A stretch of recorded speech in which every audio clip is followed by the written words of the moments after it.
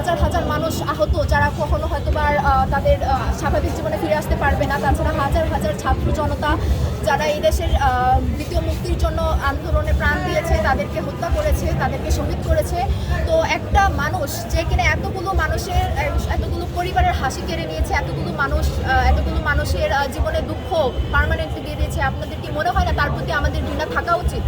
আচ্ছা, এই কার্যক্রমের মাধ্যমে দেশবাসীকে কি মেসেজ দিতে চাচ্ছেন? এই কার্যক্রমের মাধ্যমে আমরা দেশবাসীকে এবং পাশাপাশি সরকার যারা রয়েছেন বর্তমানে সকলকে যেটা বলতে চাই সেটা হচ্ছে যে দেশবাসী, আপনাদের কাছে অনুরোধ, আপনারা ভুলে যাবেন না বিগত 16 বছর এবং জুলাই আন্দোলনের সময় শেখ হাসিনা দেশে কী ধরনের অপকর্ম করেছে, কিভাবে আপনাদের ভোটাধিকার হরণ করেছে, আপনাদের আত্মীয় স্বজন পরিবার পরিজনের বিভিন্ন ধরনের হয়রানির সম্মুখীন করেছে, কিভাবে তাদেরকে গুম করেছে, খুন করেছে, হত্যা করেছে, ঘুষ, যত রকমের অপকর্ম করেছে, এগুলো আপনারা ভুলে যাবেন না। শেখ হাসিনার বিচার চাই। আজকে দেশবাসীকে মনে করিয়ে দিতে চাই যে আপনারাও আপনাদের জায়গা থেকে আওয়াজ তুলুন, যত তাড়াতাড়ি সম্ভব শেখ হাসিনা সহ যারা শেখ হাসিনা দোষী রয়েছে সকলের জন্য